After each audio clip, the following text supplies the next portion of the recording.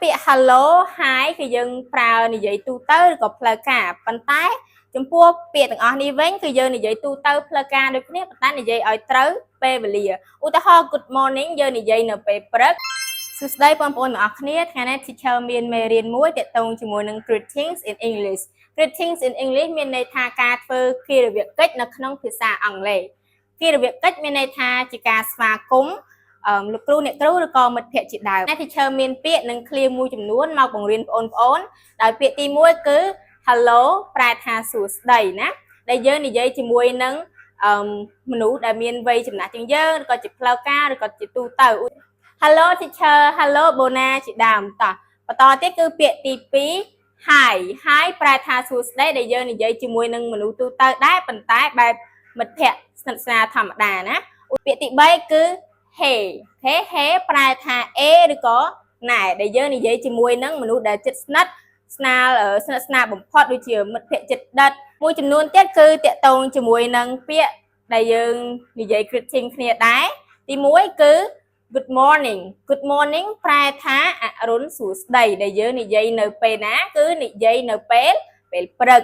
តោះទី2គឺ good afternoon good afternoon ប្រែថាទិវាសួស្តីយើងនិយាយពេលណាទិវាសួស្តីនិយាយនៅពេលរសៀលតោះទី3គឺ good evening good evening ប្រែថាម៉េចសាយយ័ន្តសួស្តីដែលយើងនិយាយនៅពេលល្ងាចណាឥឡូវអញ្ចឹងពាក្យ hello hi គឺយើងប្រើនិយាយទូទៅឬក៏ផ្លូវការប៉ុន្តែ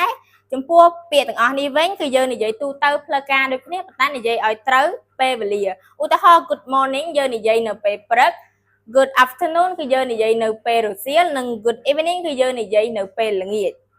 ចូលដល់ clear នឹងប្រយោគខាងនេះវិញគឺយើងនិយាយតាក់ទងជាមួយនឹងការធ្វើគារវកិច្ចដូចគ្នាឬក៏ការស្វាគមន៍ដូចគ្នាណា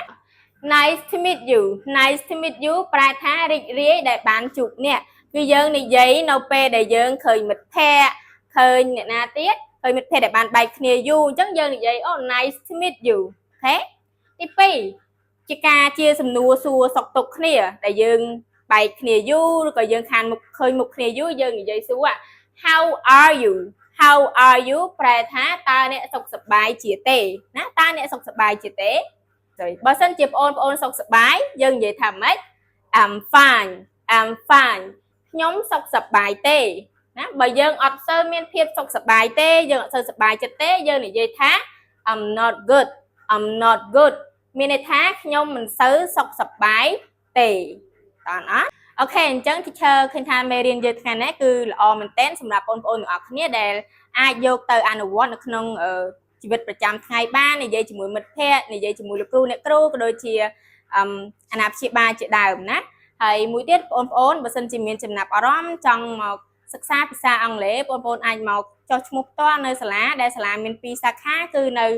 សាខាភ្នំសំពៅនិងសាខាតាក្រៀមហើយបើសិនជាបងប្អូនមានទីតាំងនៅឆ្ងាយបងប្អូនអាចសិក្សាតាមអនឡាញបានដូចគ្នាអរគុណជម្រាបលា